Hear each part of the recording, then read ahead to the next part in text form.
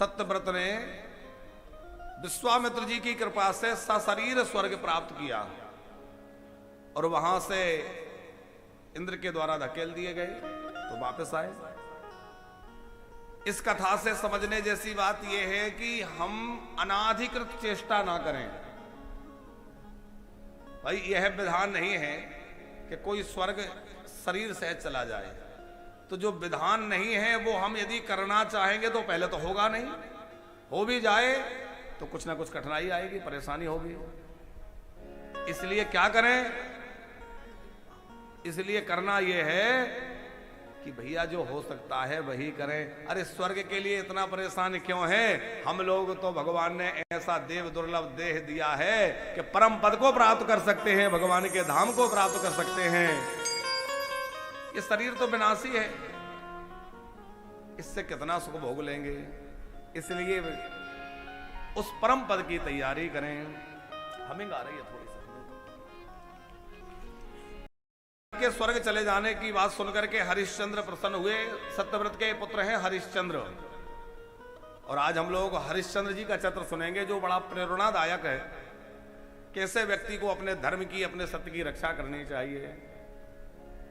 हरिश्चंद्रो तत्वा विश्वामित्रो पुकारकम पितुः स्वर्गमनम कामम मुदितो राज्यमन्वसा। सुंदर शासन महाराज हरिश्चंद्र का प्रारंभ हो गया। अयोध्या में इनका राज्य है। अयोध्या राजधानी हमेशा से सूर्यवंशियों की रही। तो अयोध्यापति के रूप में आप विराजमान हैं और प्रजा का पालन कर रहे हैं। अयोध्याधिपति ही क्रीड़ा चकार सहभार्यया रूप यौवन चातुर्य युक्ता प्रीति संयुता। सुंदर प्रसन्न मन रहने वाली और अनुकूल चलने वाली इनकी पत्नी है। एक जो है इनके जीवन में अभाव था तो ये कि पुत्र नहीं था, संतान नहीं थी। और संतान का अभाव प्रायः सूर्यवंशी राजाओं में रहा है, चाहे दशरथ जी हों, चाहे हरिश्चंद्र जी हों या और राजा हों। पुत्र प्राप्ति के लिए यत्न करना पड़ा है। तो संतान नहीं थी तो मन में एक दिन विचार आया, अपुत्रस्य गत्र नास्ति जानासि द्विज सत्तमा कस्मादुपेक्षे से जानन दुखम च शक्तिमान। मन में विचार करने लगे कि जिसके संतान नहीं है, पुत्र नहीं है, उसका जीवन बेकार है। अच्छा कितना ही बड़ा कोई हो पर तीन प्रकार की तृष्णाएं ये पीछे पड़ी रहती हैं, बड़ी कठिनाई से छूटती हैं। एक है पुत्रेष्णा, एक है वित्तृष्णा और एक है लोकेष्णा। क्या है तीनों समझेंगे। पुत्रेष्णा है संतान प्राप्ति की चाह, हमारे संतान हो जाए, बेटा हो जाए, बेटी हो जाए, पुत्रेष्णा। वित्तृष्णा माने धन की तृष्णा, और धन आ जाए और धन आ जाए। और तीसरा है लोकेष्णा, संसार में हमारा नाम हो जाए, हमारी कीर्ति हो जाए, हमारा नाम हो जाए। तो ये तीनों जो है लोगों के पीछे लगी रहती हैं। सुत बेत लोक ईश नातीनी, सुत बेत लोक ईश नातीनी,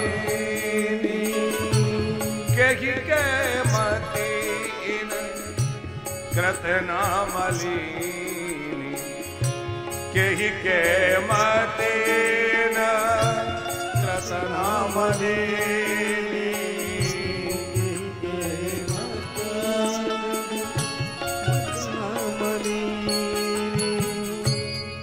किसकी मति इन्होंने खराब नहीं की। हरिश्चंद्र जैसे प्रतापी सूर्यवंशी राजा सत्यव्रत के पुत्र वो कह रहे हैं अपुत्रस्य गत्र नास्ति, बिना पुत्र के गति नहीं है। तो क्या किया जाए? जो काम दशरथ जी ने किया, गुरु ग्रह गए, गुरु जी के घर गए। इनके गुरु जी हैं वशिष्ठ जी, सूर्यवंशियों के कुल पुरोहित वशिष्ठ जी आरंभ से। वशिष्ठ जी से प्रार्थना की। वशिष्ठ जी ने सबको अलग अलग तरह के उपाय बतलाए। देखो, दशरथ जी ने प्रार्थना की तो श्रृंगी ऋषहि वशिष्ठ बुलावा, और यहां वशिष्ठ जी ने कहा कि आप वरुण देवता की उपासना करें, क्योंकि वरुण देवता के समान संतान और सुख देने वाला कोई दूसरा देवता नहीं है। अच्छा, आप लोगों ने देखा होगा कोई भी पूजा हो उसमें हम लोग वरुण की पूजा अवश्य करते हैं। आपने ध्यान दिया है कभी? हमारे आचार्य वृंद बैठे हुए सवेरे सवेरे पूजा अनुष्ठान कराते हैं, तो सबसे पहले कहते हैं कर्म पात्र की पूजा करो, जल के मध्य में वरुण का ध्यान करो। है? कोई भी पूजा हो, सत्यनारायण की पूजा हो, शादी ब्याह हो, यज्ञ अनुष्ठान हो, भागवत हो, उसमें कलश रखा जाता है। कलश सब में स्थापित होता है। कलश जो प्रधान कलश होता है वो वरुण कलश होता है, जिसमें जल भरा जाता है। बाकी कलश तो पर कई रखे जाते हैं। रुद्र कलश है, असंख्यात रुद्र कलश है, ये देवी जी के घट स्थापन का कलश है, लेकिन जो मूल रूप से वरुण कलश प्रत्येक पूजन में स्थापित होता है, क्योंकि वरुण देवता की पूजा से जीवन में सुख और शांति की प्राप्ति होती है। यह बात यहां वशिष्ठ जी कह रहे हैं। देवी भागवत का बड़ा सुंदर श्लोक है, वरुणाधिको नास्ति देवः संतान दायका तमाराधय धर्मिष्ठ कार्य सिद्धिर् भविष्यति कार्य सिद्धि भविष्यति। वरुण देवता के समान संतान सुख देने वाला कोई दूसरा देव नहीं है। इसलिए भैया, जिन लोगों के घर में ऐसी कोई समस्या आ रही है ना कि वंश वृद्धि रुक गई है, संतान नहीं हो रही है, तो वो विधि पूर्वक वरुण देवता का अनुष्ठान करें, वरुण देवता को प्रसन्न करें, निश्चित ही आपके घर में वंश वृद्धि होगी। वरुण देवता अवश्य कृपा करके आपके घर में सुख संपत्ति प्रदान करेंगे। श्री हरिश्चंद्र महाराज ने अपने गुरुजी की आज्ञा मान करके और वरुण की आराधना करना प्रारंभ कर दिया। खूब वरुण की आराधना करी, तपस्या करने बैठ गए। इनके कठोर तप को देख करके भगवान वरुण प्रसन्न हो गए। वरुण देवता ने प्रसन्न होकर कहा, वरदान मांगो। इनने संतान मांगी। वरुण देवता ने कहा, तुम्हारे पुत्र नहीं है, फिर भी तुमने मेरा अनुष्ठान किया है, मेरा आराधन किया है, तो मेरा दर्शन बेकार नहीं जाएगा। मैं तुम्हें पुत्र तो देता हूं, लेकिन वो पुत्र तुम्हारे पास अधिक समय तक नहीं रहेगा। वो पुत्र तुम्हें मुझे वापस लौटाना होगा, बलि के रूप में मुझे वापस कर देना। विश्वामित्र वो उन्होंने सोचा हरिश्चंद्र जी ने कि चलो अपुत्रे तो नहीं रहेंगे, निपूते तो नहीं रहेंगे, एक बार संतान का मुख देख लेंगे, बाद में भले ही पुत्र ना रहे। बोले ठीक है। वरुण देवता वरदान देकर चले गए। समय आने पर राजा के यहाँ पुत्र का जन्म हुआ और बड़ा उत्सव मनाया गया, और जन्म का उत्सव ही चल रहा था। वरुण देवता आ गए, वो तो परीक्षा ले रहे थे, और जन्म के अवसर पर ही आए। बोले, राजन देखो तुम्हें पुत्र हो गया, अब तुमने उत्सव भी मना लिया, ब्राह्मण का भेष बना के आए और बोला कि हमारा दिया हुआ पुत्र हमें लौटाओ। अभी तो जन्म हुआ है, कैसे लौटाएं?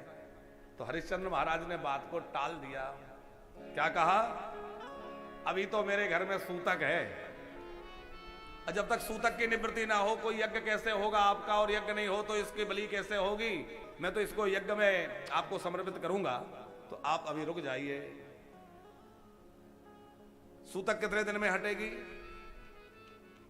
पिता जो है 10 दिन में शुद्ध होता है, और मां 1 महीने में शुद्ध होती है। ऐसा श्रीमद् देवी भागवत में भगवान वेद व्यास लिख रहे हैं। पुत्रे जाते दशाहेन कर्मयोग्यो भवेत् पिता मासेन शुद्धये जननी दंपति तत्र कारणम। संतान जन्म के बाद पिता की शुद्धि 10 दिन में, परिवार के लोगों की शुद्धि 10 दिन में हो जाएगी। 10 दिन के बाद देवताओं का पूजा पाठ प्रारंभ हो जाएगा। लेकिन मां जो है देव पूजा के कार्य के योग्य 1 माह बाद, 1 महीने में उसकी शुद्धि होती है। तो 1 महीने बाद आप कृपा करके पधारें। उसके बाद बालक थोड़ा बड़ा हुआ, नामकरण हुआ, उसका नाम रखा गया रोहित। और वरुण देवता पुनः महीने भर बाद पधार गए। लाओ मेरा बच्चा मुझे वापस करो। हरिश्चंद्र जी ने कहा देखो अभी तो इसको दांत नहीं निकले, थोड़ा दांत निकल आए, थोड़ा सा बड़ा हो जाए, कुछ समझने लग जाए, ले जाइए, आप ही का तो है। बोले चलो ठीक है, फिर वापस चले गए। अब तो और बड़ा हो गया, दांत भी निकल आए, फिर वरुण देवता आए, भाई मेरा पुत्र वापस करो। हरिश्चंद्र बोले देखो अभी इसका मुंडन नहीं हुआ, तो मुंडन संस्कार हो जाए, उपनयन संस्कार हो जाए, यज्ञोपवीत हो जाए, तब तो ये यज्ञ के अधिकारी बनेगा। अभी तो इसको वेद मंत्रों का अधिकार नहीं है, अभी तो यज्ञ पूजा के योग्य नहीं है, क्योंकि उपनयन यज्ञोपवीत नहीं हुआ है। तो आप कुछ दिन बाद आए। उपनयन संस्कार कब होगा? तो ब्राह्मण बालक का उपनयन 8 वर्ष की अवस्था में होना चाहिए, क्षत्रिय कुमार का उपनयन 11 वर्ष की उम्र में होना चाहिए, और वैश्य वर्ष का उपनयन 12 वर्ष की अवस्था में हो जाना चाहिए। ये शास्त्र की आज्ञा है। राजा में कदा 10 वर्षे सादोपनयनम स्मृतम, अष्टमे ब्राह्मणानाम च वैश्यानाम 12 किले। हम लोगों को भी अपने बच्चों के संस्कार इसी अनुसार करना चाहिए। ब्राह्मण बालक का यज्ञोपवीत 8 वर्ष में, क्षत्रिय कुमार 11 वर्ष में, और वैश्य कुमार का, वैश्य के बालक का यज्ञोपवीत जो है वो 12 वर्ष की अवस्था में हो जाना चाहिए। वरुण देवता को क्रोध आ गया, बार बार मुझे लौटा देते हो, तुम पुत्र मोह में पड़ गए हो। हरिश्चंद्र का नहीं नहीं महाराज, थोड़ा यज्ञ योग्य हो जाए। पर वरुण देवता चले गए। यही अपराध लगा था हरिश्चंद्र को, जिस कारण उनको इतना कष्ट भोगना पड़ा। उसी कथा की भूमिका यहां तैयार हो रही है कि क्यों उनको इतना कष्ट भोगना पड़ा। क्योंकि कल हमने कहा था, काहु न कोहु सुख दुख कर दाता, और निज कृत कर्म भोग सब भ्राता। यहां उन्होंने जो पुत्र मोह किया, उसी कारण उनको थोड़ा कष्ट आगे चल के भोगना पड़ा है। सत्य की परीक्षा तो हुई है। अब जो है फिर वरुण देवता आए, अब तो उपनयन हो गया, आप दे दीजिए। बोले इसका समावर्तन संस्कार हो जाए, कम से कम घर में बहू आ जाए। वरुण देवता को लगा ये तो हमें ऐसे ही टहला रहे हैं, रुष्ट हो गए, नाराज हो गए। बोले ठीक है, समावर्तन तक मैं रुका हूं, उसके बाद मैं कैसे भी करके ले जाऊंगा। अब वो बच्चा बड़ा हो गया, बातें समझने लगा था, उसने सुन लिया ये बार बार आते हैं, मुझे कभी ना कभी अवश्य ले जाएंगे। इसलिए रोहित जो है रात्रि में घर छोड़ के भाग गया। अब जब रोहित भाग गया, वरुण देवता ने कहा कहां है बालक? बोले बालक तो भाग गया। अब तो वरुण का रोष बहुत बढ़ गया कि तुमने मुझे अभी तक टहलाया और अब कह रहे हो बालक भाग गया। नृपते हम त्वया यस्माद वचसा चा प्रति वंचिता, तस्मात् जलोदरो व्याधि स्वाम तुष्टस्ति दारुणा। वरुण देवता ने राजा को श्राप दे दिया, तुम्हें आगे चलकर दारुण दुख उत्पन्न होगा, तुम्हें बहुत दुख भोगना पड़ेगा, तुम जो है रोगों से पीड़ित हो जाओ और दुखी रहो। अब राजा ने सोचा कि किसी प्रकार बेटे को ढूंढवाया जाए, बेटा नहीं मिला, क्या किया जाए। अच्छा, उधर रोहित के मन में गिलानी हुई, बड़ी सुंदर कथा है। रोहित को लगा कि मैं अपने पिता को संकट में डाल के वन में चला आया, मेरे पिता को श्राप लग गया, मुझे लौटना चाहिए। रोहित लौटने लगा, देवराज इंद्र रास्ते में आके मिल गए और इंद्र ने कहा अरे कहां मरने जा रहा है, तेरी बुद्धि खराब है, अरे कैसे भी करके व्यक्ति को अपने प्राण बचा लेना चाहिए, तूने बहुत अच्छा किया जो तू भाग आया। इंद्र ने रोक दिया, नहीं लौटने दिया। हरिश्चंद्र जी ने वशिष्ठ जी से प्रार्थना की, गुरुजी अब मैं क्या करूं, मैं वचन भंग हो रहा हूं, मैंने वरुण को वचन दिया था कि मैं अपना पुत्र तुम्हें दे दूंगा, पुत्र भाग गया, अब मैं। वशिष्ठ जी ने कहा कि आप किसी को धन दे करके उसका पुत्र खरीद लीजिए। अब आपको यज्ञ तो करना है वरुण का, उस यज्ञ में पुत्र प्रदान करना है, तो अब आप कोई ऐसा व्यक्ति मिल जाए जो धन लेकर पुत्र देने तैयार हो, तो धन दे करके उससे पुत्र ले लीजिए और रोहित के स्थान पर उसको आप यज्ञ में समर्पित कर दीजिए। तो राजा ने सब जगह पता लगवाया। अजिगर्त नाम के एक व्यक्ति थे, उनके कई बच्चे थे, तो जो बीच वाला बेटा था वो उन्होंने हरिश्चंद्र को दे दिया। ज्यादातर आप देखेंगे महात्मा बीच वाले ही बनते हैं, क्योंकि बड़ा वाला जो होता है उस पर तो घर की जिम्मेवारी, छोटा वाला घर वालों का लाड़ला होता है, और बीच वाला तो बीच ही का है। अजिगर्त ने भी जो है बीच वाला दे दिया हरिश्चंद्र को।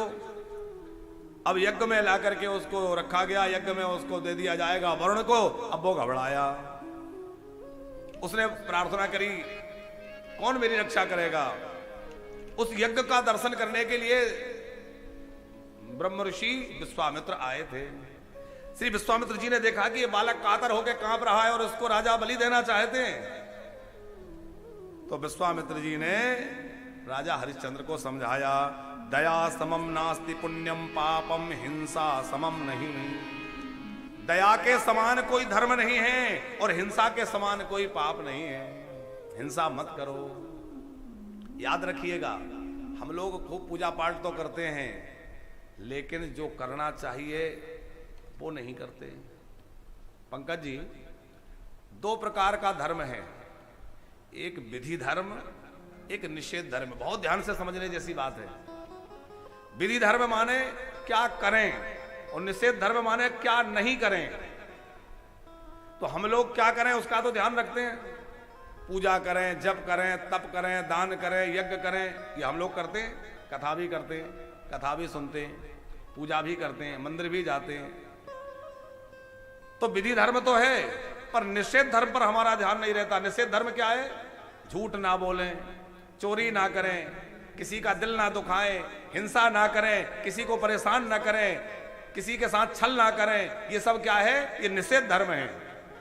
तो हम लोग विधि धर्म पर तो ध्यान देते हैं, लेकिन निषेध धर्म नहीं करते, इसलिए हमारा वह विधि धर्म भी सार्थक नहीं हो पाता। और सरलता से समझें तो विधि धर्म ऐसे मानिए, आप अपनी मोटर कार से कहीं जा रहे हैं, आप अपनी कार में बैठ के जा रहे हैं, तो कार में दो चीजें हैं मूल रूप से, एक एक्सीलेटर, एक ब्रेक। तो विधि धर्म एक्सीलेटर है और निषेध धर्म ब्रेक है। आपकी कार का एक्सीलेटर खराब हो जाए तो कार धीमी धीमी चलेगी, बढ़िया स्पीड नहीं पकड़ेगी, क्योंकि एक्सीलेटर खराब हो गया। लेकिन जैसे तैसे चलेगी, चलती तो रहेगी, और ना भी चलेगी तो दुर्घटना तो नहीं होगी, खड़ी हो जाएगी, इतना ही तो होगा। एक्सीलेटर बहुत बढ़िया है, खूब तेज गति में दौड़ रही है और ब्रेक फेल है, तो क्या होगा आप खुद बताइए। एक्सीलेटर बढ़िया है और तेज दौड़ रही है गाड़ी और ब्रेक खत्म, जाके कहीं गड्ढे में गिरेगी, पलटेगी कि नहीं। तो उसी प्रकार हम लोगों का जीवन है। हमारे जीवन में एक्सीलेटर तो है, पूजा भी कर रहे हैं, व्रत भी कर रहे हैं, दान भी कर रहे हैं, लेकिन ब्रेक नहीं है कि क्या नहीं करना है। अरे किसी को सताइए मत साहब, किसी को दुखी मत करिए, भगवान उससे ज्यादा खुश होंगे। पूजा करने से भगवान इतनी जल्दी खुश नहीं होंगे जितना लोगों के साथ सद्व्यवहार करने से भगवान खुश होंगे। आप लोगों को दुखी कर रहे हैं, लोगों को सता रहे हैं, फिर पूजा करेंगे, भगवान खुश नहीं होंगे कि अरे सबके अंदर मैं ही तो हूं, तू लोगों से छल कपट करता है और मुझे पूज रहा है। हम लोगों ने धर्म को मंदिरों तक सीमित कर दिया। धर्म मंदिरों तक सीमित नहीं है, मंदिर से तो धर्म की शुरुआत होती है। हमारे जीवन की प्रत्येक क्रिया में, हमारी पूरी दिनचर्या में धर्म होना चाहिए। हम दुकान में बैठे हैं, ऑफिस में बैठे हैं, जहां बैठे वहां धर्म होना चाहिए। धर्म का मतलब पूजा पाठ से नहीं है, धर्म का मतलब हमारे व्यवहार से है। सबके प्रति दया, जीव मात्र पर दया हो। अच्छा पंकज जी, एक बात और बतलाइए, आजकल कहते हैं कि दया दुख का कारण है, ऐसा भी लोग कहते हैं। बोले दया ही दुख का कारण है। और कई बार ऐसा देखा भी जाता है कि दया करके लोग दुख में फंस जाते हैं, परेशानी में फंस जाते हैं। एक्सीडेंट हो गया, आप सहायता करने पहुंच गए, पता चला आप ही उलझ गए, तो ऐसा भी होता है। लेकिन इसका मतलब ये नहीं कि दया छोड़ दें। भैया दया करने वाले के साथ ठाकुर जी होते हैं, इसलिए आप दया मत छोड़िए। दया धर्म का मूल है, पाप मूल अभिमान, और तुलसी दया न छोड़िए जब लगे घट में प्राण। श्री विश्वामित्र जी हरिश्चंद्र को समझा रहे हैं, दया समम नास्ति पुण्यम पापम हिंसा समम नहीं। हिंसा के समान पाप नहीं है, इसलिए हिंसा नहीं करनी चाहिए। जो अपनी कामना पूर्ति के लिए किसी का वध करता है अथवा दूसरों को सताता है, उसके अगले जन्मों में उसको अनेक प्रकार के कष्ट भोगना पड़ता है।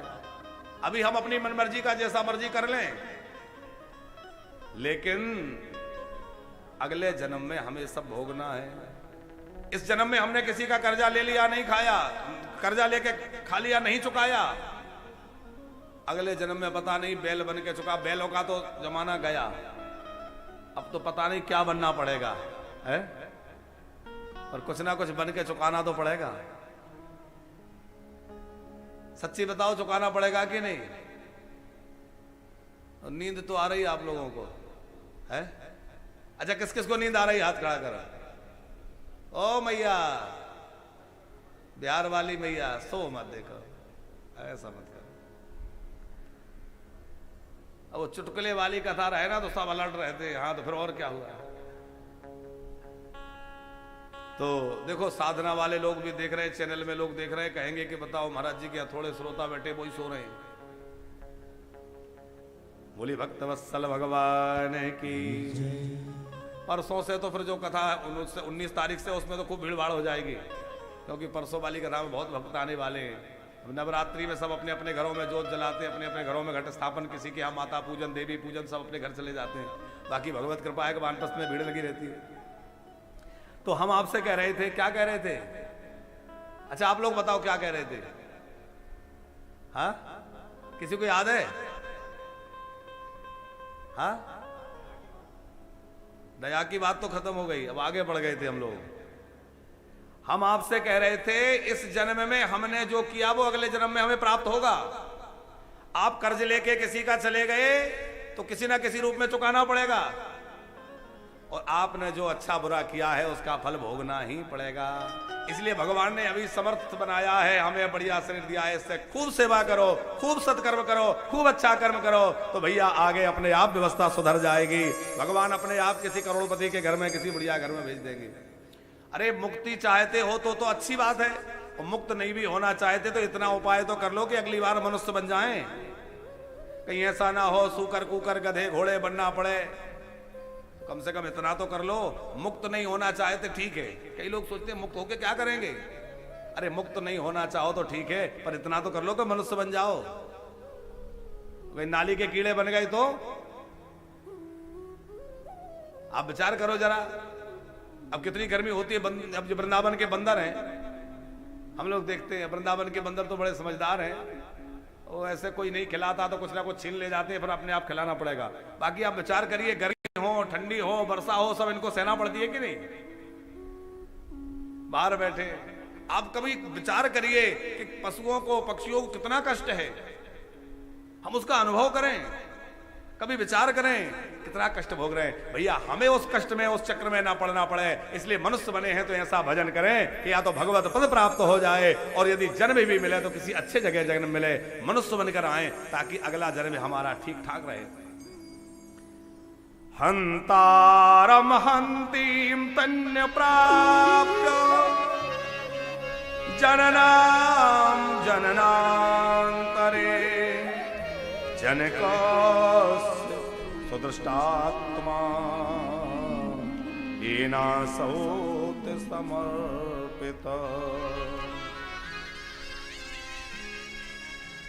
श्री विश्वामित्र जी समझा रहे हैं, इस जन्म में हम जिसके साथ जैसा करते हैं अगले जन्म में वो अवश्य बदला, यदि इस बार नहीं ले पाएगा तो अगले जन्म में बदला लेगा। इसलिए ऐसा मत करो। आप सूर्यवंशी राजा हैं, ये हिंसा आपको शोभा नहीं देती। पर राजा वरुण के वचन में बंधे हुए थे, हरिश्चंद्र की भी मजबूरी है कि वो वचन दे चुके थे, बंधे हुए थे। तो विश्वामित्र जी ने उस बालक के कान में जाकर, जिसको खरीदा गया था यज्ञ में बलि देने के लिए, उसके कान में जाकर के मंत्र दे दिया वरुण देवता का। उसका बालक का नाम था पुनःशेष। उस बालक के कान में मंत्र दिया और बालक ने वरुण देवता का मंत्र मन ही मन जपा। अच्छा, आतुर काल में भजन अच्छा होता है, कष्ट की घड़ी में भजन बढ़िया एकाग्रता से होता है। कोई परेशानी में आ जाओ तो फिर मन इधर से हट जाता है, फिर तो जब कोई नहीं दिखता तो वही दिखता है। जब कोई भयंकर कष्ट में फंस जाए, बड़ी भारी परेशानी में फंस जाए, तो फिर कोई नहीं दिखता, फिर भगवान दिखते हैं। पुनः शेष को लगा कि अब तो कोई नहीं मेरी सहायता करने वाला, तो जो मंत्र विश्वामित्र जी ने कान में दिया उसी का तन्मयता से जब करने लगा और थोड़े ही क्षण में वरुण देवता प्रसन्न हो गए और सामने प्रकट हो गए। वरुण देवता ने कहा मैं प्रसन्न हूं, इसको मुक्त कर दो, अब मुझे इसकी कोई बलि नहीं चाहिए, मैं तो परीक्षा ले रहा था। हरिश्चंद्र द्वारा वरुण देवता की प्रार्थना की गई। वरुण देवता आशीर्वाद देकर के वहां से और प्रसन्न होकर के विदा हो गए। अब बालक को छोड़ दिया गया, यज्ञ पूर्ण हो गया। वरुण देवता ने हरिश्चंद्र को रोज रोग मुक्ति का भी वरदान दिया कि तुम्हें मैंने रोगी होने का जो श्राप दिया था, अब तुम रोगी नहीं रहोगे, रोग मुक्त हो जाओगे। अब वो बालक छूट तो गया, पर पुनः शेष उस बालक ने, पुनः शेष नाम उसका इसलिए पड़ गया से बचा शेष, तो पुनः शेष बोले दोबारा उसको जन्म मिला, इसलिए उसका नाम पुनः शेष पड़ा। उसने विश्वामित्र जी को प्रणाम करके पूछा गुरुजी अब ये तो बतलाइए कि मेरा पिता कौन है, अब मैं अपना पिता किसको मानूं, पालक किसको मानूं, किसके पास रहूं, कहां जाऊं, क्योंकि जिस पिता ने धन के लोभ में मुझे बेच दिया वो मेरा पिता नहीं हो सकता, अब मैं उसके यहां कैसे जाऊं। जिसने मुझे खरीद करके यज्ञ में बलि देना चाहा उसके पास भी कैसे रहूं। वरुण मेरे पिता हैं कि विश्वामित्र जी से कहा आप मेरे पिता, कौन मेरा पिता रहेगा, क्योंकि शास्त्रों में 5 तरह की चर्चा है कि 5 प्रकार से पिता कहे गए हैं। कौन कौन पिता हैं?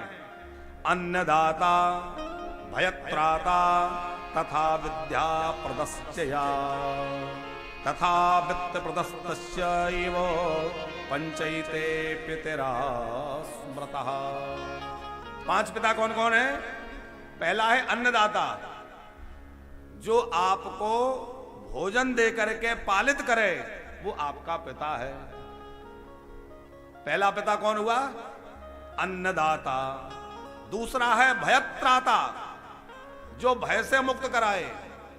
आप किसी भयंकर संकट में पड़ गए, बड़ी भारी परेशानी में पड़ गए, वो उससे आपको जो छुड़ा ले अथवा प्राण रक्षा कर ले, आपके प्राणों की रक्षा जो कर दे वह भी आपके लिए पिता है, जिसने हमारे प्राणों की रक्षा की है। अन्नदाता, भयत्राता, प्राण रक्षा करने वाला। तीसरा है विद्या प्रदस्य, विद्या देने वाला भी पिता के तुल्य है, क्योंकि संसारी पिता ने तो शरीर दिया, जीवन दिया, लेकिन जीवन को कैसे जीना है और जीवन को कैसे उन्नत बनाना है ये शिक्षा देने वाले ने सिखाया, इसलिए शिक्षा देने वाला भी पिता है।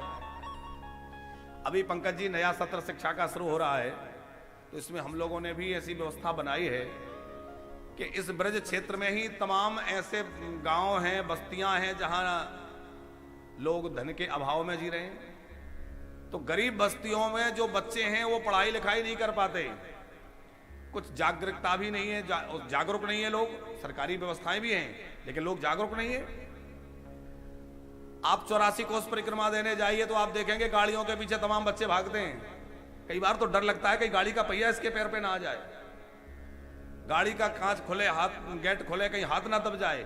बच्चे तमाम जो है झुंड के झुंड बच्चे गाड़ियों के पीछे लग जाते हैं, क्योंकि वो पढ़ते लिखते हैं नहीं, वो बच्चे बस ऐसे ही किसी तरह बस 2-2, 4-4 रुपए लोगों से मांग करके और उसी की मौज कर रहे हैं, उसी को समझ रहे हैं बहुत अच्छा है, लेकिन उनका जीवन तो खराब हो रहा है।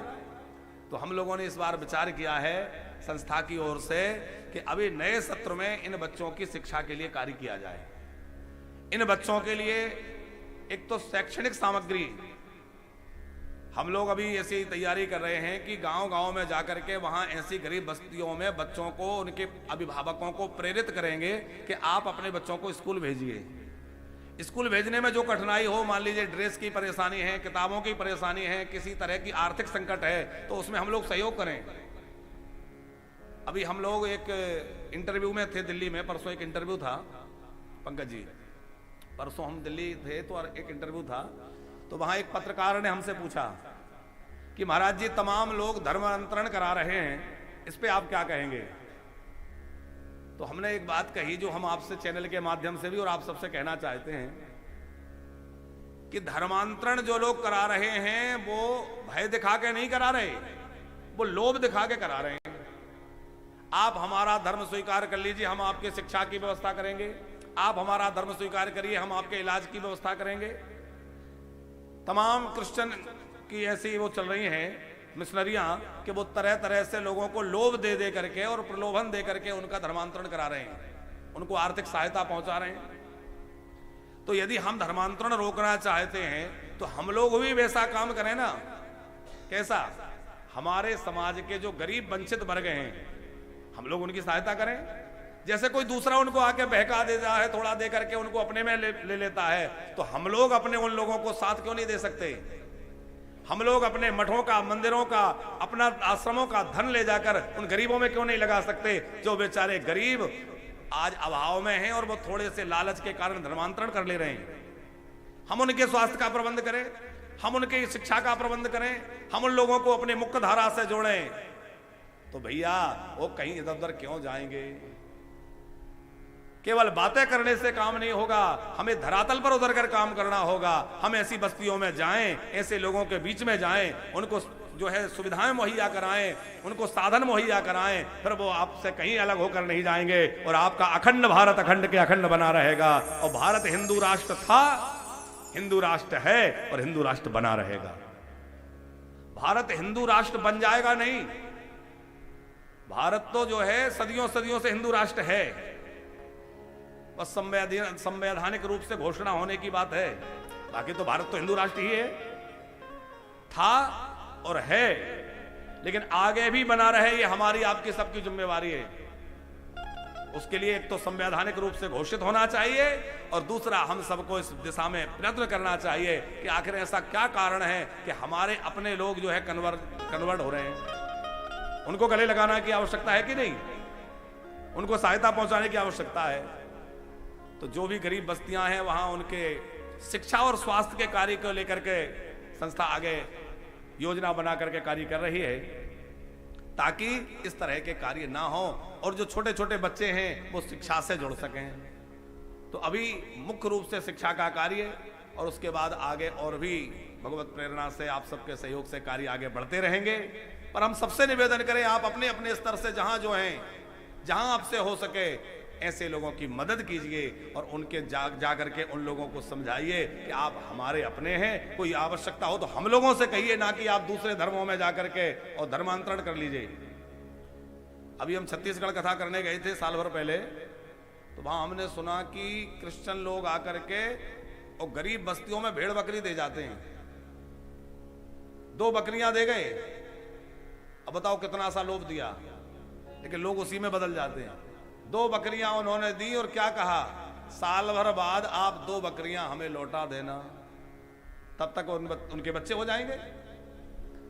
तो वो 2 बच्चे हुए, वो ले गए, वो किसी दूसरे को दे दिया, माने आपसे ही लेके आप लोगों में ही बांट रहे हैं, वो अपना कुछ नहीं लगा रहे हैं, लेकिन एक योजना के तहत लोगों को कन्वर्ट करने में लगे हैं और हमारी समाज का बहुत बड़ा वर्ग जो है धीरे धीरे उनमें मिलता चला जा रहा है। तो हमें इन सब पहलुओं पे भी विचार करना होगा। केवल कथा करते रहेंगे तो कथा सुनने वाले नहीं रहेंगे, धीरे धीरे क्या हालत होती जा रही है। इसलिए हमें उस दिशा में भी ध्यान देने की आवश्यकता है। गरीब बस्तियों में शिक्षा की व्यवस्था हो, गरीब बच्चों को शिक्षा से जोड़ा जाए, ये एक बहुत अनूठा कार्य है। और पंकज जी, हमने तो सोच रखा है, अभी तो उसकी घोषणा जो है ऑफिशियल रूप से नहीं करते, लेकिन पूरी योजना संस्था की है कि हाँ, हमारे आश्रम में बुजुर्गों को तो रखा जा रहा है, पर बुजुर्गों को भी तब अच्छा लगता है जब बच्चे भी हों, नाती पोता रहे जब भी तो बुजुर्गों को अच्छा लगता है। अब घर में नाती पोता का सुख रहा जो ठीक है, नहीं रहा वहां से मोह छोड़ के आ जाइए। अब अपने, केवल अपने बच्चों में नहीं, सब में। तो उसके लिए क्या किया जाएगा, वानप्रस्थ तैयार हो जाए, उसके बाद वहां गुरुकुल बनाया जाएगा। और गुरुकुल की हमारी पूरी योजना है, लेकिन उसका कार्य तब तक ज्यादा चर्चा उसकी नहीं हो रही है, ज्यादा अभी उस पर काम नहीं हो रहा है। पहले वानप्रस्थ की प्राथमिकता है, पहले वानप्रस्थ बन जाएगा और वानप्रस्थ बनने के बाद हम लोग गुरुकुल की स्थापना करेंगे और गुरुकुल में बच्चे रहेंगे। तो बच्चे रहेंगे तो उनको पेरेंट्स मिल जाएंगे, हमारे बुजुर्ग, और जो बुजुर्ग वानप्रस्थ में रहेंगे उनको थोड़ा मन बहलाने के लिए बच्चे मिल जाएंगे। अब वानप्रस्थ में रहने वाले बुजुर्गों को कभी बच्चों के साथ बैठे उठे, कभी गायों के साथ गौ सेवा करें, कभी पेड़ पौधों में बगीचे में जाकर के पानी दे रहे हैं, पेड़ पौधों के साथ समय बिता रहे हैं। बड़ा विशाल ग्रंथालय बनाया जा रहा है जहां सारे पुराण, स्मृतियां, वेद, उपनिषद रखे रहें। तो कोई बुजुर्ग की इच्छा है तो वो वेद पुराण पढ़े, ग्रंथालय में जाकर के थोड़ा स्वाध्याय करें। हर फ्लोर में जो वो बनाए जा रहे हैं वानप्रस्थ के अलग अलग तल होंगे, फ्लोर होंगे, तो हर एक फ्लोर में एक कॉमन डोरमेट्री ऐसी बन रही है जहां उस तल में उस फ्लोर में रहने वाले लोग एक साथ बैठ करके थोड़ा बातचीत करें, गपशप करें, थोड़ा अखबार देखें, टीवी देखें, क्योंकि पूरे समय पूजा में तो नहीं लगे रहेंगे। ऐसा तो नहीं कि वो रहने वाले पूरे समय भजन ही करते रहें, तो उनको व्यवहारिक रूप से भी थोड़ा मिले। तो हर बिल्डिंग में, हर एक ब्लॉक में, हर फ्लोर पर ऐसी कॉमन बैठक की व्यवस्था बनाई है ड्राइंग में कि जहां सीटिंग लगी होगी और वहां उस फ्लोर में रहने वाले बुजुर्ग एक साथ बैठ करके आपस में बातचीत कर सकें, वहां टेलीविजन देख सकें, टीवी लगी है, अखबार रखा है, तो कम से कम वो बुजुर्ग आपस में बैठ के बातचीत करें, टीवी देखें। नीचे तो साथ में घूमने की व्यवस्था रहेगी, सत्संग हॉल सबके लिए रहेगा ही, पर आपस में वहां हमारी प्राथमिकता यह है कि जो बुजुर्ग रहें उनको बड़ा आनंद रहे, किसी तरह से वो परेशान ना रहे, अवसाद में ना रहे, उनको ये ना रहे कि हम यहां पढ़े, उन्हें ऐसा ना लगे कि हम मजबूरी में आके पढ़े, बल्कि उनको ये लगे कि हमने अपने जीवन का सबसे बढ़िया फैसला लिया है, क्योंकि घर में पड़े रहते तो अकेले पड़े रहते, यहां आ गए तो इतने लोगों के बीच में आनंद आ रहा है। पेड़ पौधों के साथ अब बस थोड़ा सा व्यवस्थित हो जाए, तो व्यवस्थित होने के बाद जो बढ़िया सुंदर गार्डन बनेंगे उनमें रहिए, थोड़ी देर अपना पेड़ पौधों में समय लगाइए, उसकी गुड़ाई कर रहे हैं, पानी डाल रहे हैं, जिसको जो अच्छा लगता है, कोई मजबूरी थोड़ी है करना, आपको अच्छा लगता है करिए। कोई बुजुर्ग को गौ सेवा में अच्छा लग रहा है, जाके गायों पे हाथ फेरिए, गायों को चारा खिलाइए, गायों के साथ समय बिताइए। कोई बच्चे रहेंगे, गुरुकुल बन जाए तो बच्चों के साथ समय बिताइए, तो आपस में हम उम्र लोग आपस में मिलकर बातचीत करिए। फिर जो है समय समय पे तीर्थ यात्राएं बुजुर्गों को कराई जाएं, उसकी तो पूरी योजना बनी हुई है और अभी भी कई बार यात्रा कराते हैं। तो जो वानप्रस्थ में बुजुर्ग रहेंगे उनको समय समय पर कभी अयोध्या जी ले जा रहे हैं, कभी चित्रकूट ले जा रहे हैं, कभी जगन्नाथ जी का दर्शन कराने ले जा रहे हैं, कभी कहीं ले जा रहे हैं, तो उन बुजुर्गों को समय समय पे ट्रस्ट के माध्यम से तीर्थ यात्राएं भी कराई जाएं, ताकि बुजुर्गों का मन थोड़ा घूम आए। और फिर पंकज जी ऐसी कोई प्रतिबंध नहीं रखा कि आश्रम में रहने वाला कभी अपने घर नहीं जा सकता या घर वाले लोग मिलने नहीं आ सकते। अरे भाई, परिवार के लोग हैं, मिलने आए तो उनका स्वागत है, बल्कि हमने तो यहां तक कहा है कि मिलने घर वाले आते हैं तो हम अलग से कमरा देंगे, भाई रोको, आओ अपने माता पिता से मिलके जाओ, 2 दिन 4 दिन माता पिता के पास रहो और देख के जाओ वो कैसे रह रहे हैं। तो बच्चे आए, स्वागत है। आपको भी कभी मन हो रहा है कि चलो कोई शादी ब्याह है, परिवार में रिश्ते में समझ कोई ऐसा है, तो आप भी जा सकते हैं। एक और बात जो कई लोग पूछते हैं, अब याद बात प्रसंग चल गया है तो बतला दें। कई लोग पूछते हैं कि हम वानप्रस्थ में रहेंगे तो ऐसा तो नहीं कि हम किसी दूसरे महाराज जी के सत्संग में ना जा सकें, कि किसी दूसरे गुरुजी से गुरु मंत्र ना ले सकें। ऐसा कोई प्रतिबंध नहीं है। हमारा उद्देश्य ये नहीं है कि आप केवल हमसे जुड़ें, हमारा उद्देश्य है कि आप राधा रमण से जुड़े, बांके बिहारी से जुड़े। फिर आपको जिसका सत्संग अच्छा लगता हो आप उनका सुनिए, कोई प्रतिबंध नहीं है। आपको जिनसे गुरु मंत्र लेना है, गुरु दीक्षा लेना, उनसे लीजिए, वो भी कोई रोक टोक नहीं है। बस ये है कि वृंदावन में रह के भजन से जुड़िए, भगवान के नाम से जुड़िए और भगवान का भजन करने लग जाइए, बस ये प्राथमिकता है। क्योंकि पंकज जी शास्त्र कहता है कि पृथ्वी पर जितने पर्वत हैं सबको स्वर्ण से मढ़ दिया जाए। इतना स्वर्ण दान कोई कर सके कि पृथ्वी पे जितने पर्वत हैं सबको सोने से मढ़वा दिया जाए और उनको दान कर दिया जाए, उसका जितना फल है उससे भी 100 गुना अधिक फल एक किसी जीवात्मा को परमात्मा से जोड़ देने का है। साहब, कोई एक जीवात्मा परमात्मा से जुड़ जाए उससे बड़ा लाभ। तो हमें तो यही लगता है इतने लोग भगवान से जुड़ जाएंगे, भगवान के धाम से, भगवान के नाम से जुड़ जाएं, तो किसी के द्वारा करें, पर वृंदावन आ गए, भजन में लग गए, हमारा उद्यम सफल हो गया। कई बार लोग पूछते, महाराज जी आप सवेरे से रात तक भागते ही रहते, भागते रहते, परेशान नहीं हो जाते, थक नहीं जाते? हमने कहा थकते तो हैं, शरीर है तो उसका अपना धर्म है, पर जब जो है इन माताओं के चेहरे की मुस्कान देखते हैं और किसी रोते हुए के आंसू पहुंचते हैं साहब, तो सारी थकान दूर हो जाती है। लगता है कि चलो हमारा परिश्रम किसी के काम आ रहा है, ये जीवन किसी के काम आ रहा है, हम किसी का कुछ तो भला कर पा रहे हैं, क्योंकि किसी के काम जो आए उसे इंसान कहते हैं और पराया दर्द अपनाए उसे इंसान कहते हैं। हमें लगता है कि जल्दी से जल्दी हमारे बुजुर्गों को बढ़िया रहने को मिल जाए, इसीलिए कमरे का एग्रीमेंट दिया जा रहा है पंकज जी, कि किसी को यह ना लगे, इसलिए नहीं कि उसको एक भरोसा हो जाए कि मेरा कमरा है, अरे एग्रीमेंट लेके कौन सा वो केस करने जा रहा है, कौन सा हम उसको कोई कर रहे हैं, और उसको ये भरोसा रहे कि कमरा मेरा है, तो उसको ये ना लगे कि हम तो आश्रम में ऐसे ही पड़े हैं, बल्कि उसको स्वाभिमान बना रहे। क्योंकि वृद्धाश्रम में तो उसके मन में एक कचोट रहती है कि मैं यहाँ रह रहा हूँ मजबूरी के कारण, तो यहाँ उसको ये रहेगा कि भाई मैंने पैसा दिया है, मेरा कमरा है, मेरा नाम एग्रीमेंट है, मैं अपने कमरे में रह रहा हूं, तो उसको अपनत्व लगे, स्वाभिमान उसका बना रहे कि मेरा कमरा है, इसलिए उनके नाम से एग्रीमेंट किया जा रहा है, ताकि कमरा आपका अपना है, आप निश्चिंत होकर रहिए। आपको लगता है कि हम अपने कमरे में ही रसोई बनाएं, तो हर कमरे में किचन बना के दिया जा रहा है। आपने जो कमरे बने वो देखे होंगे, हर कमरे में रसोई घर, आप अपना गैस चूल्हा रख करके अपना रसोई बनाइए, ठाकुर जी को भोग लगाइए। यदि शरीर ठीक ठाक है तो, नहीं है तो भंडारा चल ही रहा है।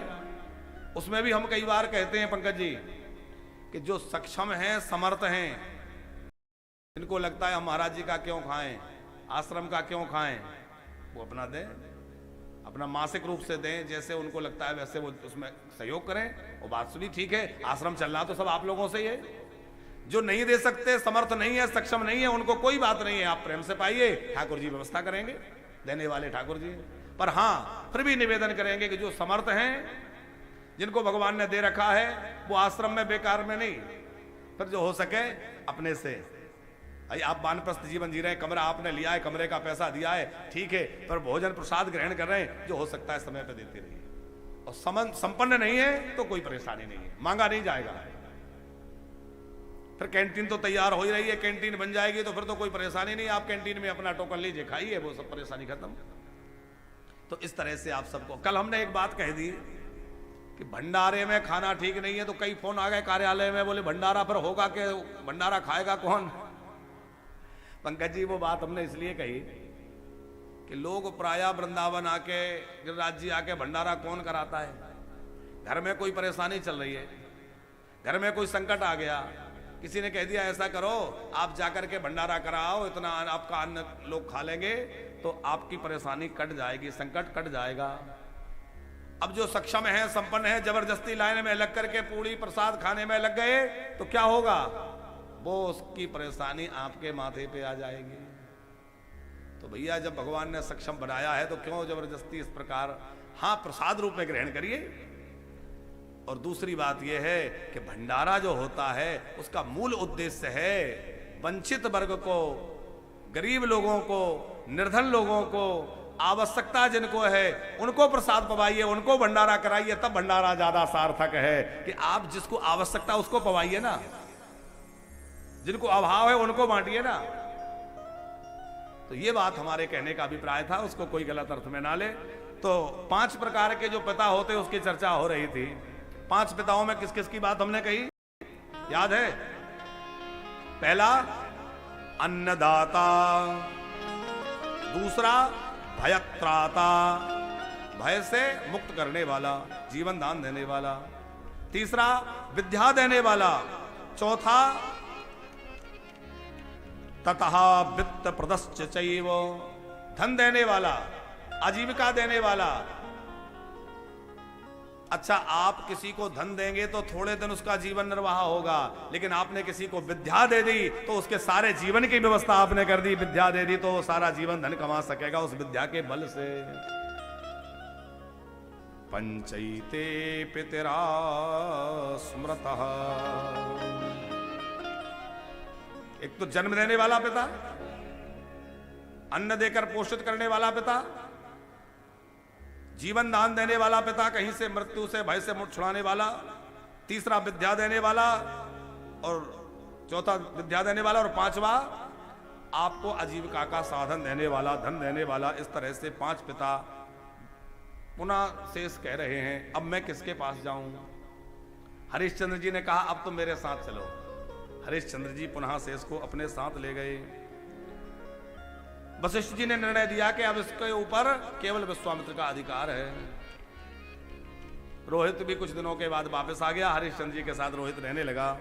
एक बार हरिश्चंद्र ने राजसूय यज्ञ किया, बड़ा विराट यज्ञ हुआ, खूब जो है ब्राह्मणों को सम्मानित किया, खूब दक्षिणा दे करके प्रसन्न किया, सब लोग आनंद विभोर हो गए और हरिश्चंद्र की सेवा से वशिष्ठ जी अति प्रसन्न हुए।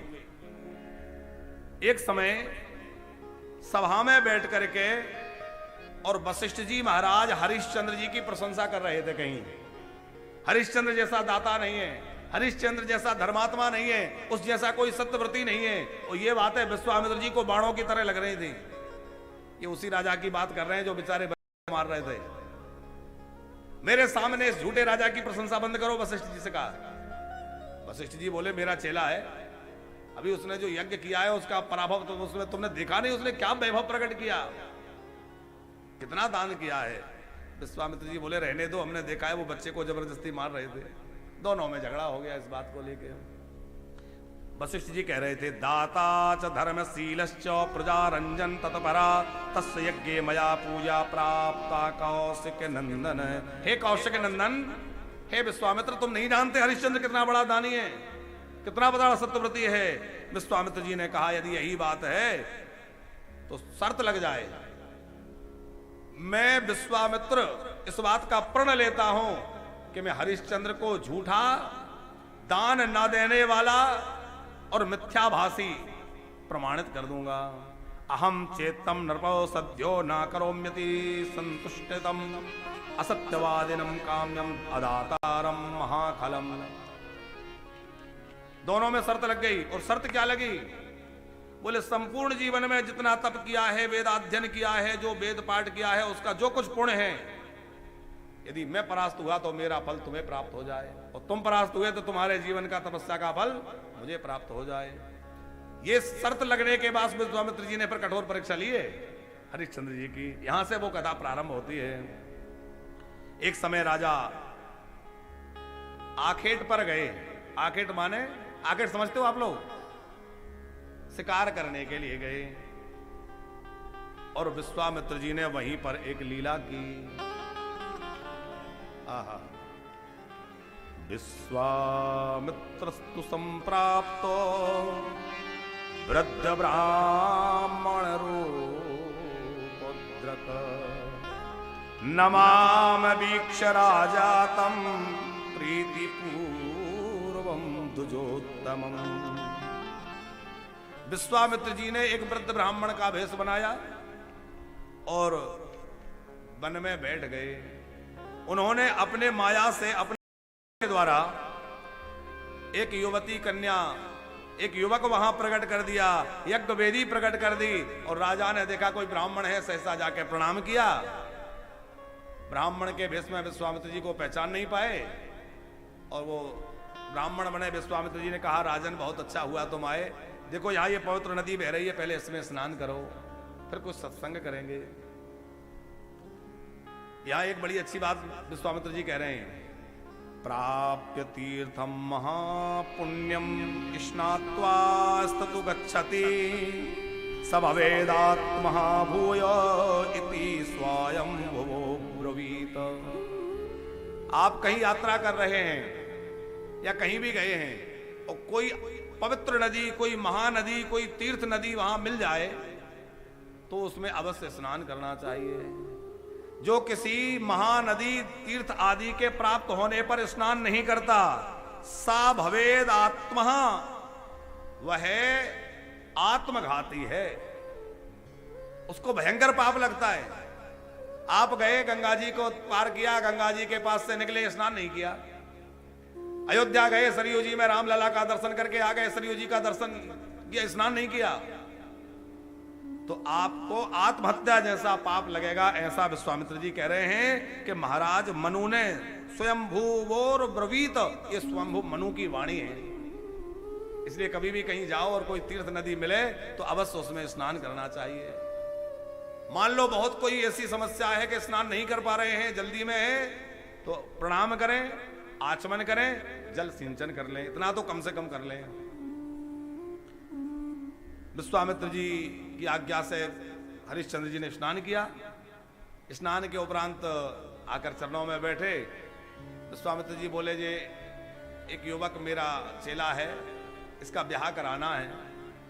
ये बिटिया भी इससे विवाह होना है, लेकिन मेरे पास कोई व्यवस्था नहीं है, विवाह कैसे हो, कुछ तो चाहिए विवाह में। राजा ने कहा, चिंता मत करिए, आप विवाह कराइए, जो लगेगा हम करेंगे व्यवस्था।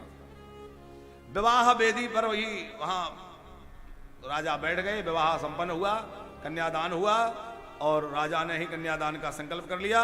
तत्पश्चात विश्वामित्र जी ने कहा ब्राह्मण के भेष में कि आपने कन्यादान किया है तो कुछ दान होना चाहिए, साथ में कुछ क्या चाहते हैं ब्राह्मण, आप जो कहेंगे मैं दूंगा। अब हरिश्चंद्र कह चुके आप जो कहेंगे मैं दूंगा। तो विश्वामित्र जी ने ब्राह्मण बने हुए क्या मांगा, राज्यम देहि महाराज वराया सपरिपक्षदम गजास्वरत रत्नाड्यम वेदी मध्येति पावने। आप देना चाहते उस पावन वेदी में ही आप जो है कृपा करके हमें अपना पूरा राज्य, धन, कोष, आगार जो कुछ है सब हमें प्रदान कर दीजिए। राजा ने तनिक भी विचार नहीं किया कि ये क्या मांग लिया। राजा ने कहा दिया, पूरा राज्य आपको दिया। विश्वामित्र जी बोले, तो क्या राज्य मेरा? बिल्कुल आपका हुआ। विश्वामित्र जी बोले कि कोई भी दान करो तो उस दान के साथ में बाद में दक्षिणा देनी चाहिए। ये बात आप लोग भी ध्यान रखें, कभी आप कोई कपड़ा दान करें, अन्न दान करें, कुछ भी दान करें, उसके साथ दक्षिणा होनी चाहिए। बिना दक्षिणा के दान निष्फल हो जाता है। दक्षिणाम देहि राजेंद्र दान योग्यम महामते दक्षिणा रहितम दानम निष्फलम मनोब्रवीत। महाराज मनु कहते हैं कि बिना दक्षिणा के जो दान किया जाता है, आप किसी को भोजन कराएं, ब्राह्मण भोज, साधु भोज कराएं, कुछ ना कुछ भेंट दक्षिणा दीजिए। कोई कपड़ा दान कर रहे हैं, छाता दान कर रहे हैं, कोई भी वस्तु दान कर रहे हैं, उसके साथ चाहे 1-2 रुपए, जो 10 रुपए, कुछ भी आपकी सामर्थ्य अवश्य प्रदान करनी चाहिए। तो आपने अपने राज्य का दान तो कर दिया, पर दान की सांगता सिद्धि के लिए दक्षिणा। राजा ने कहा आज्ञा करिए, क्या दक्षिणा हो? बोले 2.5 भार सोना और मुझे दक्षिणा के रूप में दे दीजिए। राजा ने वचन दिया कि मैं दक्षिणा के रूप में आपको 2.5 भार सोना दूंगा।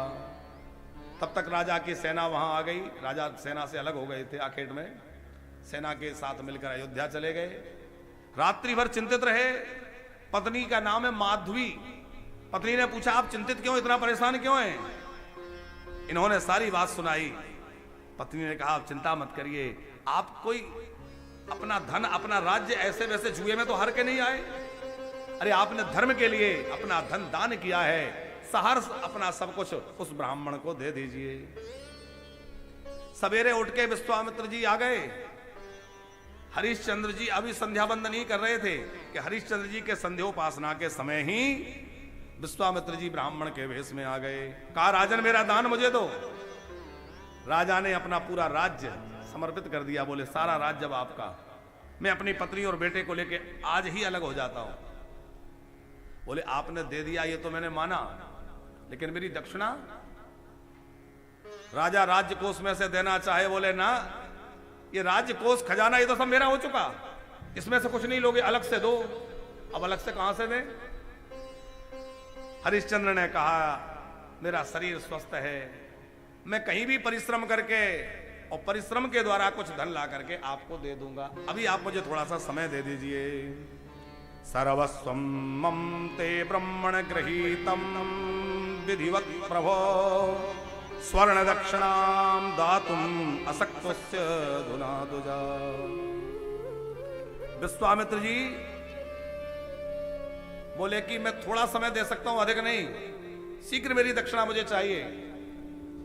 राजा अपनी पत्नी को लेकर के वहां से निकल पड़े। माधवी, रोहित, हरिश्चंद्र राज्य से निकले। प्रजा हाहाकार करने लगी, ये क्या हो गया, हमारे राजा राज्य छोड़कर जा रहे हैं। सब रुदन करने लग गए। प्रजा पीछे जाना चाहती है। राजा ने कहा नहीं, मुझे अपने सत्य की रक्षा के लिए अकेले जाना होगा, नहीं तो मेरा वचन भंग हो जाएगा। अपनी पत्नी को लेकर हरिश्चंद्र चल दिए। रास्ते में ही पुनः विश्वामित्र प्रकट हो गए। और कहा कि दो दक्षिणा। बोले थोड़ा मुझे कुछ करने तो दीजिए। बोले राजन सुनो, एक बार कह दो कि नहीं दे सकता, एक बार कह दो मैं नहीं दे सकता, तो मैं तुम्हारा राज्य तुम्हें वापस लौटा दूंगा और मुझे कोई दक्षिणा भी नहीं चाहिए, राज्य भी नहीं चाहिए, अपने राजा बन करके रहो आराम से। हरिश्चंद्र ने विचार किया, ये कैसे संभव है?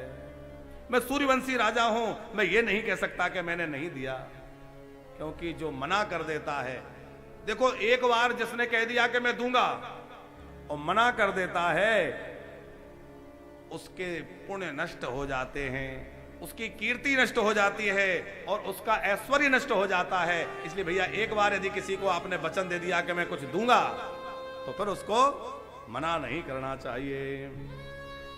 अदत्वा ते हिरण्यं वै न करस्यामि भोजनम प्रतिज्ञा में मुनि सृष्ट विसादम त्यज सुव्रत। हे सुव्रत, हे ब्राह्मण देवता, हरिश्चंद्र कह रहे हैं जब तक आपकी दक्षिणा नहीं चुका दूंगा मैं भोजन भी नहीं करूंगा, तब तक अन्नहार नहीं करूंगा जब तक तुम्हारी दक्षिणा नहीं चुका देता। और विश्वामित्र जी वहां से चले गए। राजा चलते चलते वहां से काशी की ओर बढ़े। मन में विचार कर रहे हैं, ये देव योग से ये क्या हो गया? यदि मैं समय पर ब्राह्मण को दक्षिणा नहीं दे पाया तो मेरा वचन भंग हो जाएगा, मेरे पूर्वजों की कीर्ति कलंकित हो जाएगी। अब मैं क्या करूं? फिर सोचते हैं भले ही मुझे अपना शरीर बेचना पड़ जाए, लेकिन मैं अपने वचन से डिगूंगा नहीं। आधे रास्ते से थोड़े आगे पहुंचे, फिर विश्वामित्र जी आ गए। क्या विचार है? देखो तुमने कहा था कि मैं दे दूंगा, दोपहर हो गई, कब दोगे? राजा ने कहा मुझे थोड़ा समय दे दीजिए। 1 माह का समय मांगा राजा ने।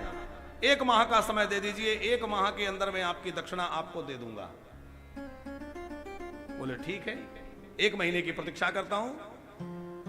राजा काशी पहुंचे, गंगा जी में स्नान किया, वहां अपने पितृ देवताओं का तर्पण किया, देवार्चन किया और फिर सोचने लगे कि आखिर क्या किया जाए। सोचते समझते क्या कुछ करते कुछ कर नहीं पाए, उसमें 1 महीना निकल गया। राजा से कौन काम करवावे, कौन नौकरी में रखे? सब जानते ही महाराज हरिश्चंद्र है, किसी ने इनको कहीं रखा नहीं। महीना गुजर गया, 1 महीने बाद विश्वामित्र आके खड़े हो गए ब्राह्मण के रूप में ही। महीना पूरा होने जा रहा है, लाओ मेरा दान।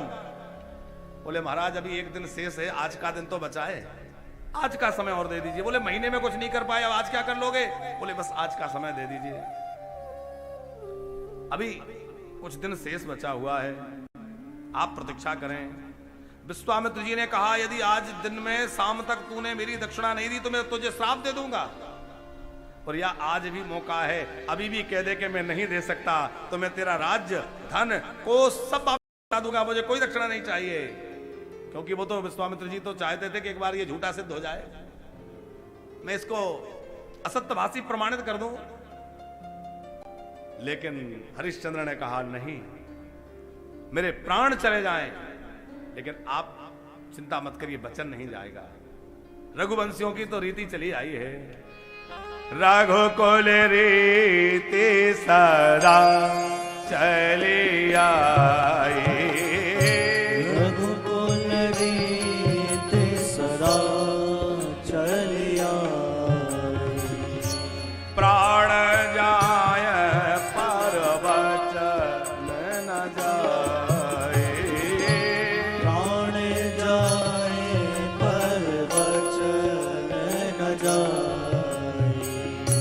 रघुकुल रीति सदा चली आई, रघुकुल रीति सदा चली आई, प्राण जाहि पर वचन न जाहि, प्राण जाए पर वचन जाए, रघुकुल रीति सदा चली आई, रघुकुल रीति,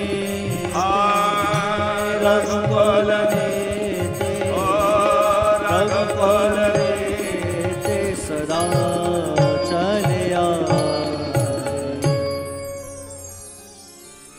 फिर विश्वामित्र जी चले गए। हरिश्चंद्र ने विचार करने लगे कि यदि बिना दिए मेरे प्राण चले गए तो मुझे भयंकर प्रेत बनना पड़ेगा, क्योंकि जो संकल्प करके दान न करे और मर जाए तो वो भयंकर प्रेत योनि में जाता है। ब्रह्म स्वाहा क्रमी पपापो भविष्याधमाधमा अथवा प्रेतयायास्ते वर एवात्म विक्रया। जो संकल्प करके दान नहीं करता ना, उसकी लोक में अपकीर्ति होती है, परलोक में दुर्गति होती है और भयंकर प्रेत बनकर के भटकता है। अब तो एक ही उपाय बचा है कि मैं अपने आप को किसी के हाथों बेच दूं। पत्नी ने समझाया, आप घबराइए मत, आपने अपने धर्म पालन के लिए ही तो ये सब किया है।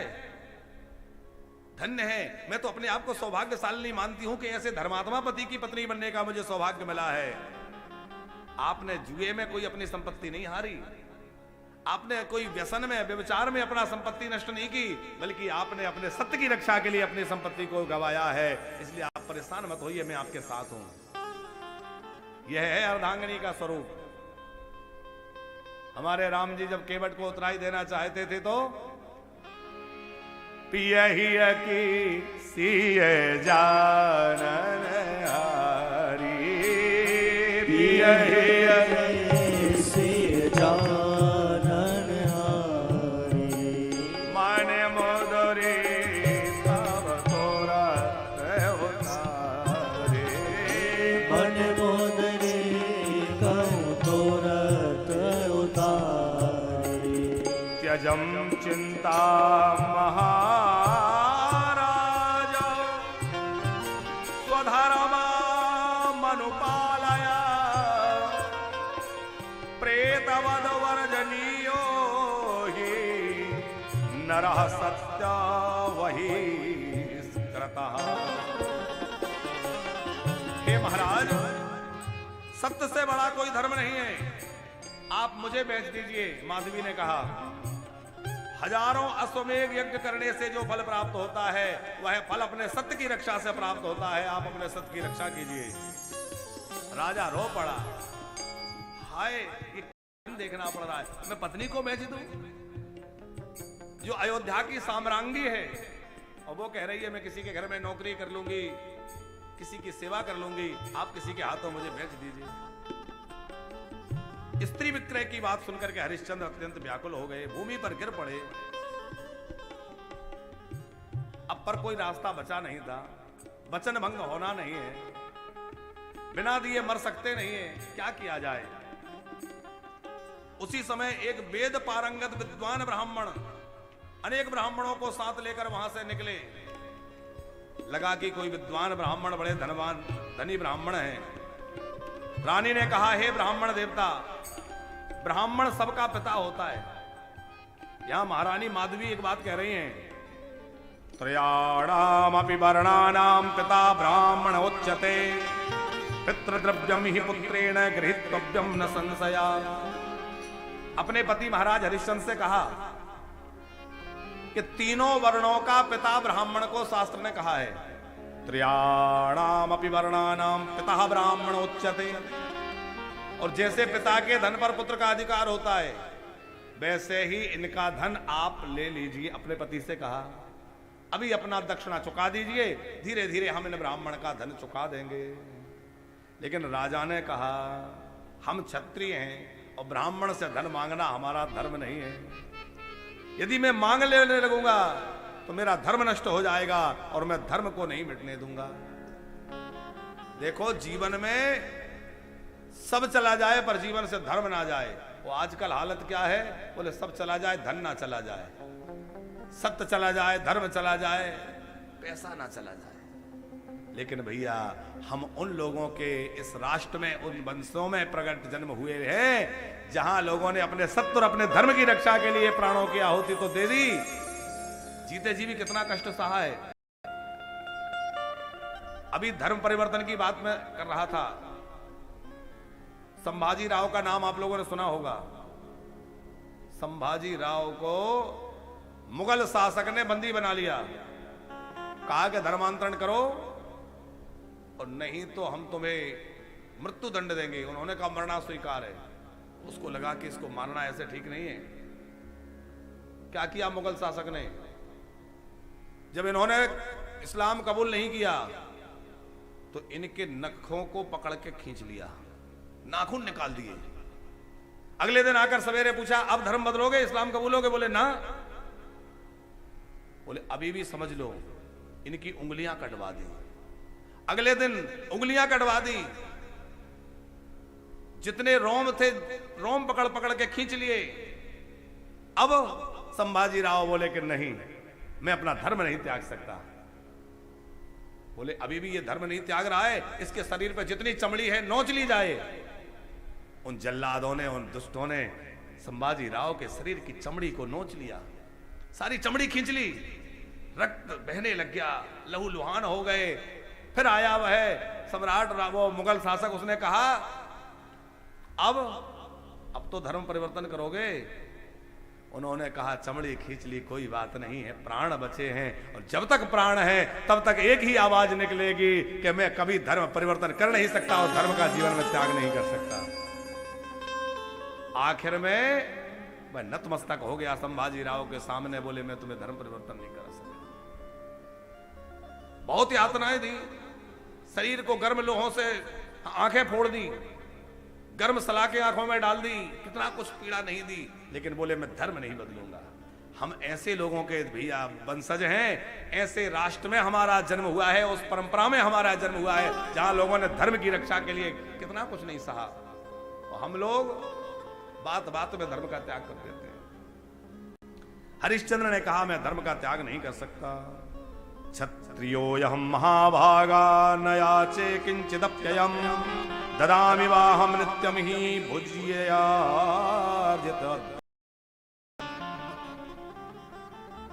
मैं ऐसा नहीं कर सकता, ब्राह्मण से धन नहीं मांग सकता। रानी बोली मांग नहीं सकते तो मेरा विक्रय कर दो, मुझे ही बेच दो। फिर जो है सोचने लगे कि क्या किया जाए। उसी समय विश्वामित्र जी एक ब्राह्मण का रूप बना के आए और उन्होंने वहां, वो तो परीक्षा ले रहे थे, कोई अलग ब्राह्मण का रूप बना के आए और आकर कहा कि मेरी पत्नी बड़ी सुकुमार है, घर का कामकाज नहीं कर पाती। अरे भाई तुम अपनी पत्नी बेचना चाहते हो तो फिर मुझे ही दे दो, तो मेरी घर का कामकाज करेगी, मेरी पत्नी की सेवा करेगी। 1 करोड़ स्वर्ण मुद्राओं में हरिश्चंद्र ने अपनी पत्नी को उन्हें समर्पित कर दिया और उन्हीं के सामने कोड़े मारते हुए, वो तो परीक्षा ले रहे थे जानबूझ के, कोड़े बरसाते हुए पत्नी को ले चले। वो बालक के वियोग में रोने लगी, लेकिन अब धर्म के लिए सब सहना पड़ रहा है। विश्वामित्र जी ने कहा ये बच्चा भी देना चाहते हो, ये भी दे दो, इसका क्या मिलेगा? बोले इसकी 10 करोड़ मुद्राएं दूंगा। तो कोटि मौल्यम प्रोक्तम पुरुषस्य यथार्बुधम। 1 करोड़ स्वर्ण मुद्राओं में बालक रोहित को, 10 करोड़ मुद्राओं में बालक भी दे दिया, 1 करोड़ मुद्राओं में पत्नी को दे दिया, लेकिन अभी भी वो 2.5 भार सोना पूरा नहीं हुआ। एक रूप में तो विश्वामित्र जी में माधवी को और रोहित को लेकर गए, दूसरे रूप में फिर ब्राह्मण बन के आए, मेरी दक्षिणा इन्होंने दी। बोले कहीं चुरा के तो नहीं ले आए, कहां से लाए हो? फटकार लगाई, इन्होंने सारी बात सुनाई। बोले अभी ये पूरी नहीं हुई, आधी है, और कहां से आएगी? राजा ने कहा आप थोड़ा और प्रतीक्षा करिए, अभी सूर्यास्त होने में समय है, मैं उसका भी कोई प्रबंध करता हूं। हरिश्चंद्र ने सोचा कि मैंने पुत्र को बेच दिया, पत्नी को बेच दिया, अब मैं खुद भी रह के क्या करूंगा, अपना देह भी किसी को बेच देता हूं और मैं अपना देह बेच करके और इनका धन चुका देता हूं। तो उस समय धर्म देवी राजा के धर्म की परीक्षा करने के लिए एक चांडाल का रूप बना के आ गए। कैसा स्वरूप था उसका?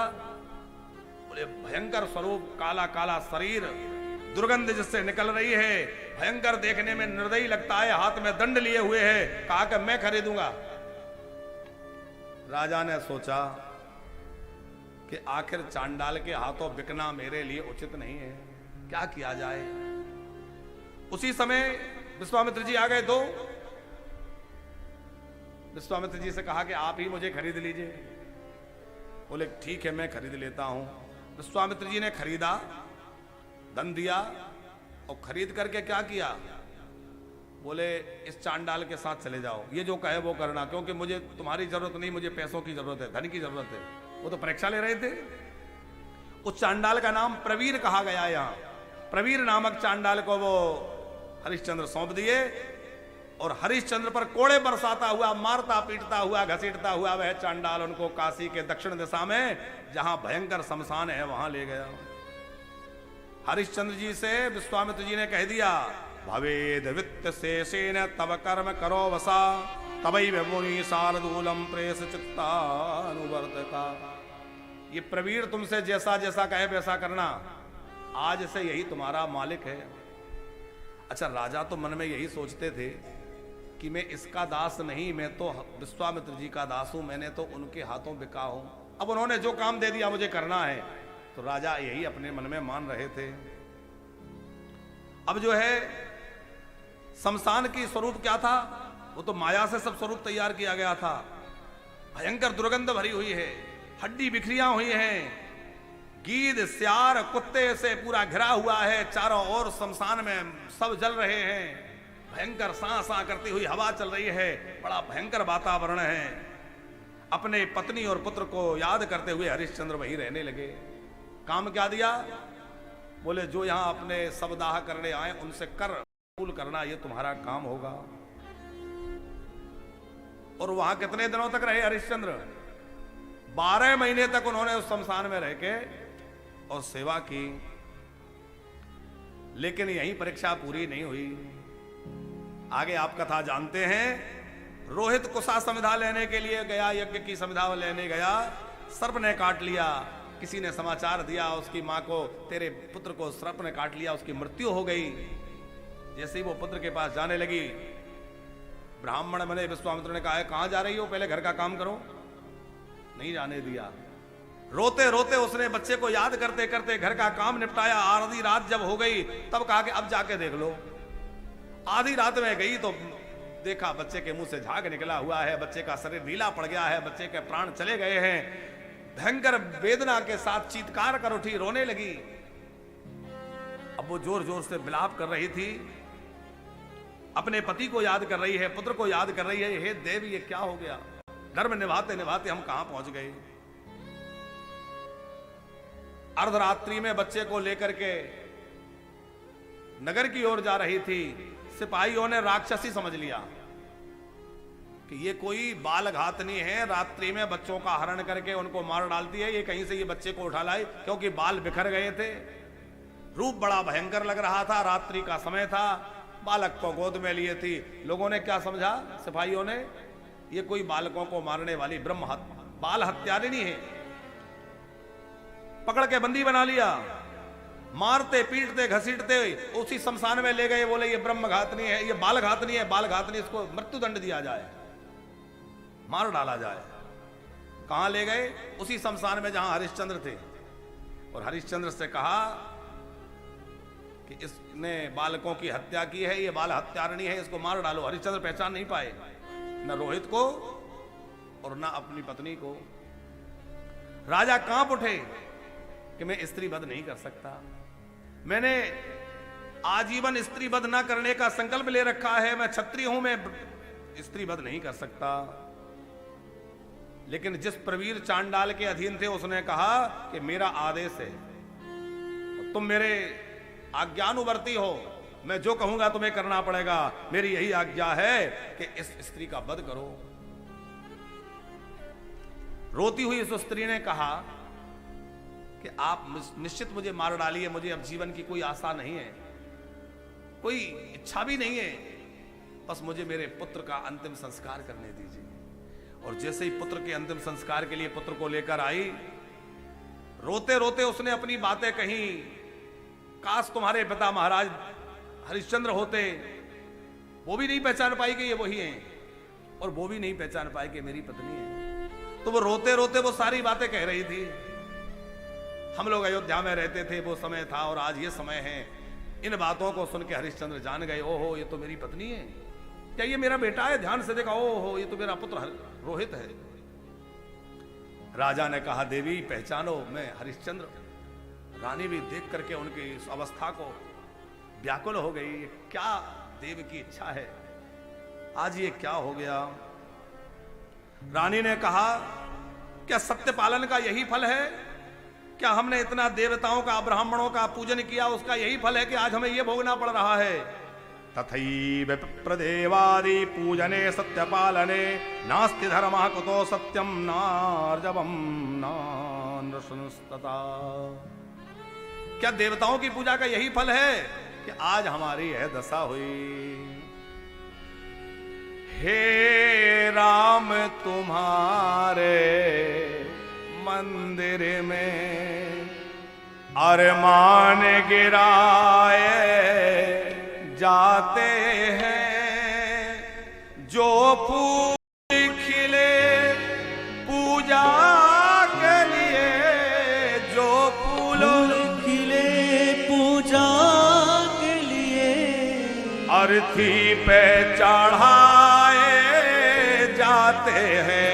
हे राम तुम्हारे मंदिर में, हे राम तुम्हारे मंदिर में अरमान गिराए जाते हैं, जो फूल खिले पूजा के लिए, जो फूल खिले पूजा के लिए, अर्थी पे चढ़ाए जाते हैं। राम तुम्हारे मंदिर में, हे राम तुम्हारे मंदिर में।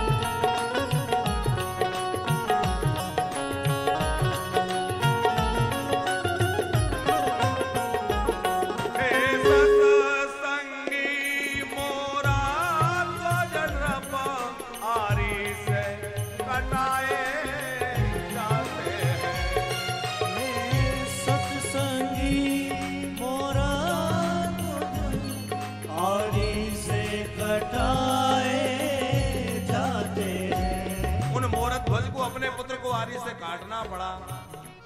धर्म की रक्षा होती है। थे सतसंगी मोरा ध्वज नृप आरी से कटाए जाते हैं।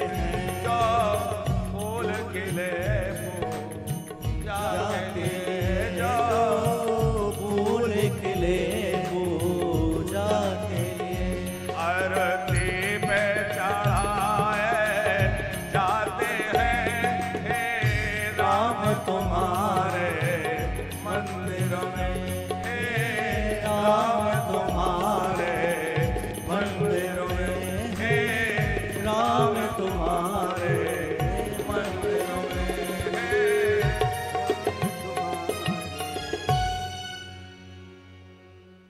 रानी ने रोते रोते हरिश्चंद्र से कहा, आप जो भी हो धर्म से मत हटिए। आप मेरा मस्तक काट करके अपने सत्य की रक्षा कीजिए, नहीं तो आप स्वामी द्रोही कहलाएंगे। लेकिन हरिश्चंद्र को लगा कि अब मैं क्या करूं, आखिर कैसे अपनी रानी पर हथियार उठाकर उनके सर काट दूं, क्योंकि मैं स्त्री का हत्या नहीं कर सकता। मैंने आजीवन स्त्री पर हाथ ना उठाने का संकल्प ले रखा है। राजा बोले कि अब हम दोनों ही अपने पुत्र को लेकर आग में कूद जाते हैं और अपना जीवन समाप्त कर देते हैं। चिता बनाई गई बेटे के लिए, वो चिता तैयार हुई। राजा रानी दोनों चिता में बैठ गए, गोद में बालक को ले लिया और जैसे ही चिता में बैठकर अग्नि लगाने लगे, उसी समय भगवती जगदम्बा प्रकट हो। बोले जगदम्बे मात की जय। मां भगवती प्रकट हो गई, इंद्र आदि देवता प्रकट हो गए और पुष्पों की वर्षा होने लगी, जय जयकार होने लगी और भयंकर दुर्गंध युक्त उस शमशान का स्वरूप बदल गया। वहां अमृत की वर्षा हुई, रोहित जीवित हो गया। उसी समय विश्वामित्र जी जिस ब्राह्मण के भेष में थे, वो विश्वामित्र के रूप में प्रकट हो गए। देवताओं की दुंदुभियां बजने लगी। इंद्र ने कहा, राजन, हम तुम्हारी सत्यव्रती से, धर्मपरायणता से प्रसन्न हैं। अब तुम अपने परिवार के सहित मेरे साथ स्वर्ग चलो। राजा बोले, मैं ऐसे नहीं जाऊंगा, क्योंकि मैं प्रवीर का शिष्य हूं, प्रवीर के हाथों बिक चुका हूं। जब तक वो आज्ञा नहीं देंगे मैं कहीं नहीं जा सकता। वो प्रवीर कोई और नहीं था, वो धर्मदेवता ही थे। उन्होंने कहा, मैं ही वो चांडाल बना था, अब तुम्हें मेरे बंधन की कोई बात नहीं है, तुम मुक्त हो। विश्वामित्र जी ने कहा, मेरे तरफ से भी मुक्त हो, चिंता की कोई बात नहीं है। मुक्त कर दिया। और उसके बाद हरिश्चंद्र देवताओं से बोले कि हम स्वर्ग तो जाएं पर अकेले नहीं जाएंगे, यदि हमारी पूरी अयोध्या के लोगों को ले चलो तो चलेंगे। फिर जो है हरिश्चंद्र अपनी पत्नी के साथ अयोध्या लौटे, रोहित को राज्य अभिषेक कराया और जो लोग स्वर्ग जाने की इच्छा रखते थे उन लोगों को साथ में लेकर के, प्रजा के जो लोग जाना चाहते थे उनको लेकर दिव्य विमान में बैठ करके और महाराज हरिश्चंद्र स्वर्ग के लिए चले गए हैं। बोले सत्यव्रती राजा हरिश्चंद्र की जय। यह है सत्यव्रतियों का जीवन।